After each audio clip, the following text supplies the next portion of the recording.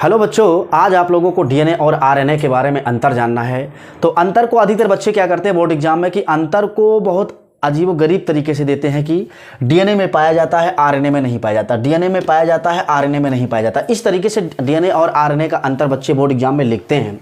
तो ध्यान से देखिए कि यहाँ पर हमको कुछ अलग करना है, अलग सीखना है कि आखिर डीएनए और आरएनए में अंतर होता क्या है। और डीएनए और आरएनए में जो अंतर लिखना होगा हमको बोर्ड एग्जाम में, वो कुल मिलाकर के इस कॉन्सेप्ट से अगर हम डीएनए और आरएनए को अंतर में लिखते हैं तो हमको बहुत अच्छा नंबर मिलेगा। और यहाँ से आप लोगों को कंपटीशन में भी कहीं ना कहीं सीखने को मौका मिलेगा कि इस कॉन्सेप्ट को यदि आप सीखते हो, जानते हो, तो निश्चित आप लोगों को बोर्ड एग्जाम की तैयारी के साथ साथ आपको जो है कंपटीशन का भी मैटर आपको यहाँ से प्राप्त हो जाएगा। तो ध्यान से देखिएगा, हमें डीएनए और आरएनए में अंतर जानना है। तो ध्यान से देखिए बेटा, कारण क्या होता है जब हम पेपर देने जाते हैं तो पेपर में लिखते क्या है कि हम क्वेश्चन को रट लेते हैं और रटने के बाद जाकर के उसको वहीं छाप देते हैं जाकर के। तो कारण क्या है कि डीएनए और आरएनए में जब अंतर पूछा जाता है तो कहीं ना कहीं देखा जाए तो लगभग सभी बच्चे ज़्यादातर क्या प्रयोग करते हैं कि डीएनए में ये पाया जाता है, आरएनए में नहीं पाया जाता है। तो ये मैटर ज़्यादातर बच्चे लिखते हैं। तो हमको कुछ अलग करना होगा और अलग करने के लिए हमें कॉन्सेप्ट को अपनाना पड़ेगा। तो आइए ध्यान देते हैं बेटा कि आखिर कॉन्सेप्ट है क्या दोनों का। तो आइए बेटा ध्यान देते हैं। देखिए, सबसे पहले तो हमें यह जानना है डीएनए और आरएनए का फुल फॉर्म, अर्थात डीएनए का पूरा नाम क्या है और आरएनए का पूरा नाम क्या है। तो ध्यान से देखिएगा, डीऑक्सी राइबो न्यूक्लिक अम्ल, जिसका जब पहला पॉइंट आप लिखेंगे तो पहले पॉइंट में आपको क्या लिखना होगा, deoxy ribo nucleic acid, that means deoxy ribo nucleic अम्ल। और आरएनए का फुल फॉर्म होता है राइबो न्यूक्लिक अम्ल। कहीं ना कहीं ये मैटर जो है बच्चों को अधिकतर याद होता है। वो बच्चा क्लास 10th का है या फिर क्लास 12th का है, डीएनए आरएनए का फुल फॉर्म पूछो तो लगभग सभी बच्चों को ये मैटर तैयार होता है। तो आइए ध्यान देते हैं दूसरे मैटर को हम जानते हैं। देखिए, डीएनए और आरएनए में यहां से क्वेश्चन कंपटीशन में भी पूछा जाता है और इस मैटर को यदि हम डिफरेंस में लिखते हैं, अंतर में लिखते हैं डीएनए और आरएनए के, तो बहुत अच्छा होगा आपके लिए। तो ध्यान से देखिएगा, डीएनए और आरएनए, तो सबसे पहले हमको जानना, दूसरा पॉइंट जानना है कि डीएनए में कौन सी शर्करा पाई जाती है। डीएनए में कौन सी शर्करा पाई जाती है। तो ध्यान से देखिएगा, डीएनए और आरएनए दोनों में पेंटोज शर्करा पाई जाती है। कौन सी शर्करा पाई जाती है? डीएनए और आरएनए दोनों में पेंटोज शर्करा पाई जाती है, लेकिन इसके पेंटोज शर्करा में इसका सूत्र कहीं ना कहीं अलग है। तो आइए ध्यान देते हैं, यानी कि डीएनए में कौन सी शर्करा पाई जाती है तो नाम लिखना है डीएनए में राइबो डीऑक्सी, ध्यान से देखिएगा, डीऑक्सी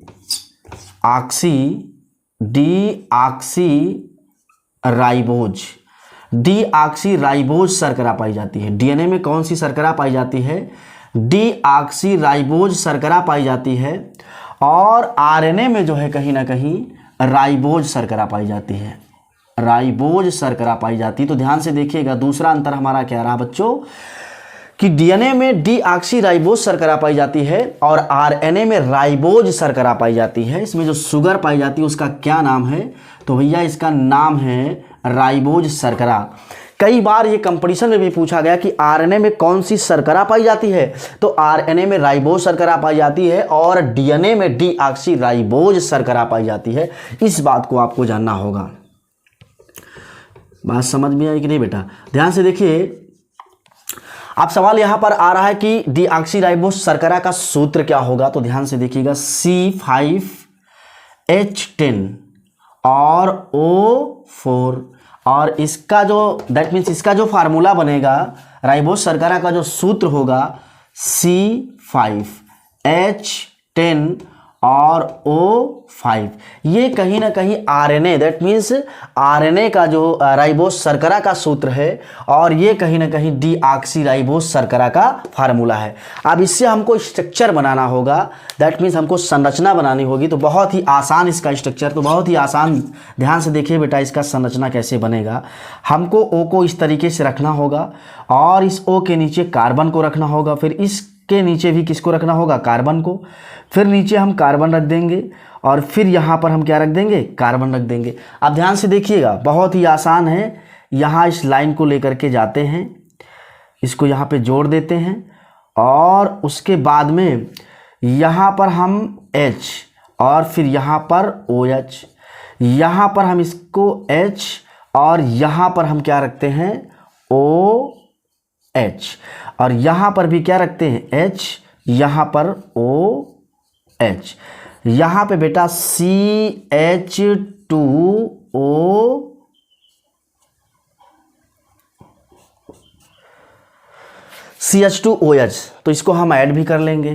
ध्यान से देखिएगा, कहने का मतलब ये है यहाँ पर C5H10O4 फार्मूला बन रहा है, तो यह इस वाले कार्बन में HOH, इस वाले कार्बन में HOH, इस वाले कार्बन में HOH, इस वाले कार्बन में CH2OH।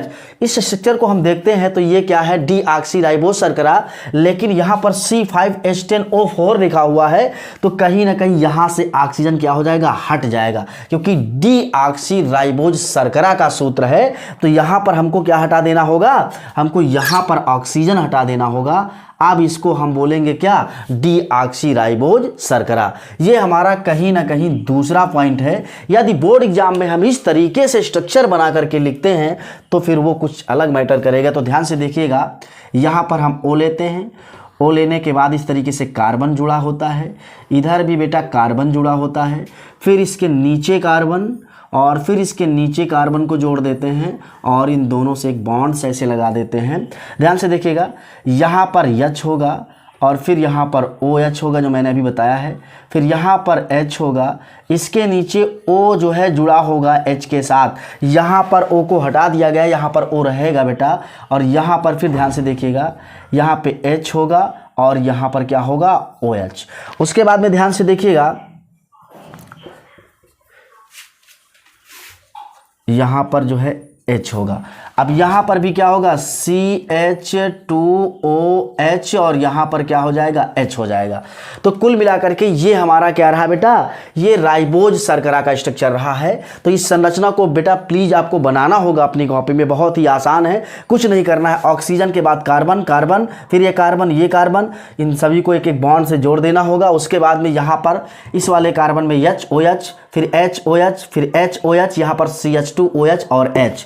यहाँ पर भी वही कार्य मैंने किया, O के साथ कार्बन, कार्बन, फिर नीचे bond, single bond, that means यहाँ पे फिर कार्बन, कार्बन, यहाँ पे CH2OH, इसके साथ H, OH और यहाँ पर भी H के साथ क्या लगाना होगा हमको, OH, लेकिन यहाँ पर O को हमको क्या कर देना होगा, हटा देना होगा।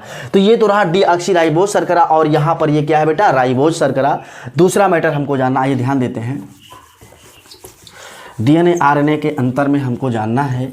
ध्यान से देखिएगा, देखिए जो DNA की संरचना होती है बेटा, कहीं ना कहीं वो इस तरीके से होती है। ध्यान से देखिएगा, ये DNA की संरचना है। ये किसकी संरचना है भैया, ये कहीं ना कहीं DNA की संरचना है। तो कहने का मतलब ये है कि DNA में कितने धागे आपको दिख रहे हैं, तो DNA में 2 धागे, अर्थात ये द्विरज्जुकी होता है। और RNA में कहीं ना कहीं देखा जाए तो ये एक ही धागा हमको नजर आ रहा है। तो कहने का मतलब इसका जो तीसरा होगा, मीन्स जो तीसरा इसका अंतर होगा कि DNA द्विरज्जुकी होता है। देखो 2 धागे हुए बने हैं ना, तो DNA द्विरज्जुकी होता है और RNA एक रज्जुकी होता है। मैंने क्या बताया कि RNA जो होता है एक रज्जुकी होता है, अर्थात इसमें एक कुंडलित संरचना पाई जाती है और इसमें द्विकुंडलित संरचना पाई जाती है। अब इसको भी हटा देते हैं बेटा। तीसरा नंबर हमको क्या जानना है, ध्यान से देखिएगा, ये हमारे कहीं ना कहीं जो है 3 पॉइंट हो चुके हैं, सॉरी चौथा पॉइंट हमको जानना है DNA RNA में। तो ध्यान से देखिएगा, हमको DNA का जो द्विकुंडलित संरचना है, इसमें हमको ये देखना कि आखिर इसमें पाया क्या क्या जाता है। तो ध्यान से देखिएगा, ये कहीं ना कहीं फास्फेट है और ये शर्करा है, ये फास्फेट और ये शर्करा, फिर ये फास्फेट और ये शर्करा, फिर ये फास्फेट और ये क्या है, शर्करा है। आप ध्यान से देखिएगा, इसको बोलते हैं आर्थोफास्फेट और ये शर्करा जो मैंने अभी आपको बताया शुगर जिसको बोलते हैं। अब इसके साथ क्या जुड़ा होगा, एडेनिन। ए को क्या बोलते हैं, एडेनिन, जी को बोलते हैं ग्वानिन, और यहाँ पर सी को बोलते हैं साइटोसिन, और यहाँ पर टी को बोलते हैं क्या, थायमिन। अब कुछ बच्चों को ये चीज़ समझ में नहीं आई कि सर इसको क्या कहते हैं, ये है क्या आखिर। तो बेटा ध्यान से देखिएगा, ये नाइट्रोजनी क्षार होते हैं, इनको नाइट्रोजनी क्षार बोलते हैं। ये शर्करा अर्थात शुगर है और ये फास्फेट है जिससे DNA मिलकर के बना होता है। RNA की भी संरचना यही होगी। ध्यान से देखिएगा, यहाँ पर भी क्या होगा, ये P, ये कॉन्सेप्ट अगर हम कॉपी में लिखते हैं तो इसके लिए हमारे लिए बहुत अच्छा होगा। फिर यहाँ पर शर्करा और फिर यहाँ पर हमने क्या बना दिया, फास्फेट, और ये मैंने बना दिया शर्करा। फिर यहाँ पर मैंने क्या बना दिया बेटा, फास्फेट, और यहाँ पर फिर ये मैंने क्या बना दिया, शर्करा। तो कुल मिलाकर के जो मैंने आपके सामने पेश किया है मैटर, ये एक रज्जुकी है। तो कुल मिलाकर के यहाँ पर जो है एक रज्जुकी, डीएनए कैसा होता है, आरएनए कैसा होता है, आरएनए एक रज्जुकी होता है, इसलिए मैंने इसको एक तरीके से दिखाया है। जबकि अब इसके साथ एक मैटर और जुड़ेगा, तो ध्यान से देखिएगा इस बात को बेटा। एडेनिन और इसके साथ में जुड़ा हुआ है ग्वानिन, और इसके साथ में साइटोसिन, यहाँ पर थायमिन ना होकर के यूरेसिल हो जाता है। अब ये संरचना जानते हो किस चीज़ की है बेटा, आरएनए की संरचना है। यदि इसको हम परीक्षा में बना देते हैं तो हमको नंबर मिल जाएगा और कॉन्सेप्ट भी हमको कुल मिलाकर के तैयार हो जाएगा। अब ध्यान से देखिएगा, कहीं ना कहीं ये चौथा पॉइंट है, इसी चौथे पॉइंट में हमको एक चीज़ और मिल जाएगा। ध्यान से देखिएगा क्या बेटा, इस चौथे पॉइंट से हमको एक मैटर और प्राप्त हो जाएगा कि ये जो कहीं ना कहीं फास्फेट है, फास्फेट और कहीं ना कहीं जो ये शर्करा है, फास्फेट और शर्करा के बीच में जो बंध बना हुआ है, इस बंध का आखिर नाम क्या, केवल इतने में। तो इसके और इसके बीच में जो बंध है, उस बंध का क्या नाम है, तो इस बंध को हम बोलते हैं क्या, फास्फोडाइग्लिसराइड। याद रखना इस बात को, इन दोनों बंध को क्या बोलेंगे, फास्फोडाइग्लिसराइड। और शर्करा और नाइट्रोजनी क्षार, क्योंकि ये सभी के सभी क्या हैं, नाइट्रोजनी क्षार हैं, इनको हम नाइट्रोजनी क्षार बोलेंगे। तो ध्यान से देखिएगा, इसको क्या बोलेंगे, नाइट्रोजनी क्षार।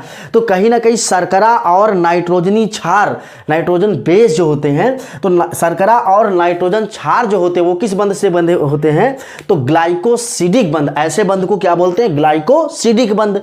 तो कहीं ना कहीं देखा जाए तो आरएनए में कितने बंध पाए जाते हैं, तो आरएनए में 2 बंध पाए जाते हैं। ध्यान से देखिएगा, यहां पर फास्फेट और शर्करा के बीच में जो बंध बन रहा है उसका क्या नाम है, फास्फोडाइग्लिसराइड। ध्यान से देखिएगा, यहां पर कहीं ना कहीं देखा जाए तो जो हमारा ये यानी कि फास्फेट और शर्करा जो है, ये जिस बंध से बंधे होते हैं उसका नाम है फास्फोडाइग्लिसराइड। तो हमको आरएनए में क्या लिखना होगा कि आरएनए में फास्फोडाइग्लिसराइड तथा अब यहाँ पर हम देखते हैं कि शर्करा और नाइट्रोजनी क्षार, शर्करा और नाइट्रोजनी क्षार जो है ये किस बंध के द्वारा बंधे होते हैं, तो ध्यान से देखिएगा, शर्करा और नाइट्रोजनी क्षार जो है बच्चों, वो ग्लाइकोसिडिक बंध द्वारा बंधे होते हैं। किसके द्वारा, ग्लाइकोसिडिक बंध द्वारा। बहुत महत्वपूर्ण क्वेश्चन है ये बेटा, तो ग्लाइकोसिडिक बंध द्वारा।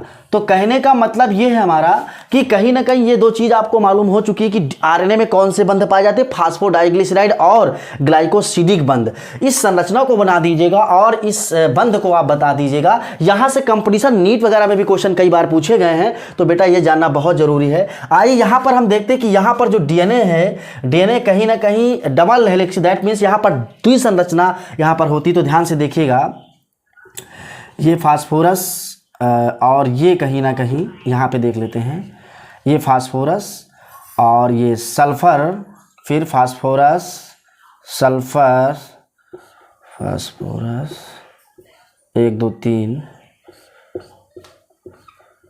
ये ध्यान से देखिए जो मैंने आप लोगों के सामने पेश किया कि फास्फोरस और सल्फर, तो यहां पे आपको देखना होगा, ध्यान देना होगा। ऐसे बच्चे भी रटते हैं, इसको क्या बोलते हैं, phosphorus sulphur, phosphorus sulphur, phosphorus sulphur. लेकिन बेटा ये फास्फोरस सल्फर बिल्कुल नहीं है, इसको मैंने क्या बताया, फास्फेट। और ये क्या होता है, शर्करा होता है। ये फास्फेट, ये शर्करा, ये फास्फेट, ये शर्करा, ये फास्फेट और ये शर्करा। अब हमको यहां पर नाइट्रोजनी बेस, चूंकि 2 संरचनाएं डीएनए में पाई जाती हैं, तो हमको यहां पर भी नाइट्रोजनी बेस को रखना होगा, उल्टा रख देना होगा। यहां पर हो जाएगा T, दैट मीन्स थायमीन, इसको अंदर गोले में भर दो। फिर उठा लो C, यहां पर हो जाएगा C, इसको भी गोले में भर दो। और उसके बाद में फिर यहां पर हो जाएगा G, इसको भी क्या कर दो बेटा, इसको भी गोले में भर दो। उसके बाद में फिर लास्ट में क्या आता है ए, इसको भी क्या कर दो गोले में भर दो। अब ध्यान से देखो, इनको जोड़ दो, बांध बना दो भैया, ये बंध से बंधे हुए हैं। इस तरीके से संरचना बनके तैयार हो जाती है बेटा।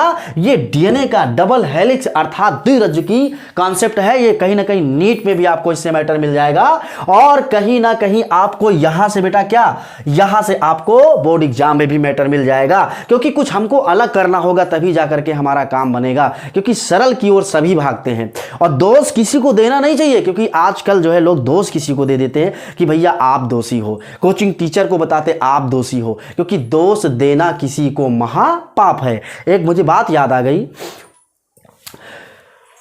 कहते हैं, इस बात को जरा ध्यान देना बेटा, कहना क्या है, इस कॉन्सेप्ट कुल मिलाकर के आपको समझ में आ गया होगा, जरूर समझ में आप लोगों को आ गया होगा। कहते हैं कि दूसरों पे ना उंगलियां उठाया करो और खर्च करने के पहले कुछ कमाया करो, बारिशों में ना पतंगे उड़ाया करो। इसलिए दोष देना किसी को महापाप है। आइए बेटा ध्यान देते हैं, यहां पर डीएनए में भी देख लेते हैं कि डीएनए में आखिर कितने बंध पाए जाते हैं। तो फास्फेट और शर्करा में जो बंध पाया जाता है फास्फोडाइग्लिसराइड, जो आरएनए में पाया जाता है। उसके बाद में शर्करा और कहीं ना कहीं नाइट्रोजनी बेस के बीच में कौन सा बंध पाया जाता है, तो उसका नाम है ग्लाइकोसिडिक बंध, जो कहां पर पाया जाता है, आरएनए में पाया जाता है। यह भी आरएनए में पाया जाता है। अब हम बात करेंगे कि नाइट्रोजनी क्षार तथा नाइट्रोजनी क्षार के बीच में कौन सा बंध पाया जाता है। तो नाइट्रोजनी क्षार तथा नाइट्रोजनी क्षार के बीच में बेटा हाइड्रोजन बंध पाया जाता है। कौन सा बंध पाया जाता है, हाइड्रोजन बॉन्ड पाया जाता है। इस बात को आप याद रखना, यहां पर कौन सा बॉन्ड पाया जाता है, हाइड्रोजन बॉन्ड पाया जाता है। लेकिन एडेनिन तथा थाइमिन के बीच में डबल बॉन्ड, और ग्वानिन तथा साइटोसिन के बीच में ट्रिपल बॉन्ड, और फिर साइटोसिन तथा ग्वानिन के बीच में ट्रिपल बॉन्ड, और उसके बाद में थाइमिन तथा एडेनिन के बीच में, कहने का मतलब डबल बॉन्ड। यहां से नीट ने कई बार क्वेश्चन पूछा है कि एडेनिन तथा थाइमिन के बीच में कैसा बंध होता है, तो निश्चित है कि हाइड्रोजन बंध होता है, लेकिन यहां पर डबल बॉन्ड लगे होते हैं। ग्वानिन और साइटोसिन के बीच में कैसा बंध होता है, तो ट्रिपल बॉन्ड होता है बेटा। और कहीं ना कहीं साइटोसिन और ग्वानिन के बीच में ट्रिपल बॉन्ड होता है, थाइमिन और एडेनिन के बीच में डबल बॉन्ड होता है। तो इस बात को बेटा ध्यान में रखना, यहां से क्वेश्चन पूछा जाता है। यदि हम डीएनए और आरएनए में अगर इसको लिख देंगे तो ये हमारे लिए बहुत अच्छा होगा। ये द्विरज्जु की संरचना डीएनए में और एकल रज्जु की संरचना आरएनए में पाई जाती है। तो बस बेटा आज इस वीडियो में ये बस लास्ट है, और इसमें और हम आप लोगों को कुछ नहीं बताएंगे, क्योंकि बस इतना ही कॉन्सेप्ट आप अपनी कॉपी में लिख दीजिएगा तो आपके लिए बहुत बेहतर होगा। यहां से 4 से 5 लाइन आप आराम से लिख सकते हैं। तो बस बेटा आज इतना ही इस वीडियो में।